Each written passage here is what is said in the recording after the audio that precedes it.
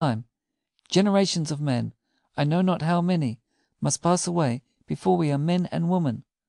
"Heavens!" exclaimed Bentley, clasping his hands and raising his eyes to the sky. "I shall be a spirit before you are a woman." "Perhaps," she said again, with a sweet smile upon her face, "you may live to be very, very old." But Bentley shook his head. This did not console him. For some minutes I stood in contemplation, gazing upon the stone pavement beneath my feet.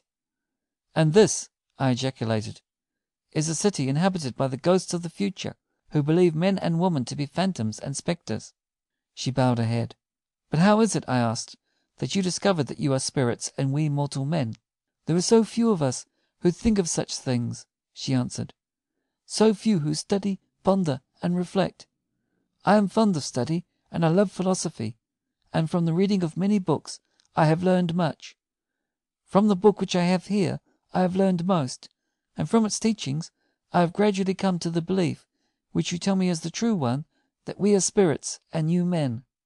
"And what book is that?" I asked. "It is The Philosophy of Relative Existences by Rupert Vance." "Ye gods!" I exclaimed, springing upon the balcony. "That is my book, and I am Rupert Vance." I stepped towards the volume to seize it, but she raised her hand. "You cannot touch it," she said. "It is the ghost of a book. And did you write it?" "Write it? No," I said. "I am writing it. It is not yet finished." "But here it is," she said, turning over the last pages. "As a spirit book it is finished. It is very successful. It is held in high estimation by intelligent thinkers. It is a standard work." I stood trembling with emotion. "High estimation," I said. "A standard work." "Oh, yes," she replied with animation, "and it well deserves its great success, especially in its conclusion. I have read it twice." "But let me see those concluding pages," I exclaimed. "Let me look upon what I am to write." She smiled and shook her head, and closed the book.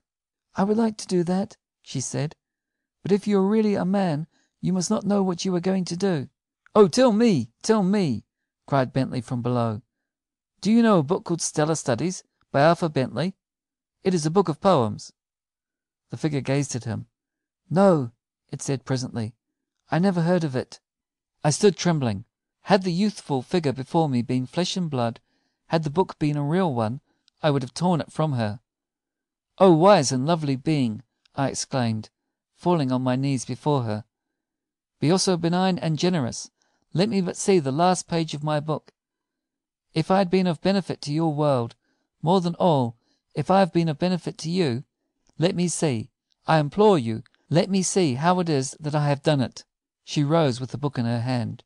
"You only have to wait until you have done it," she said, "and then you will know all that you could see here." I started to my feet, and stood alone upon the balcony.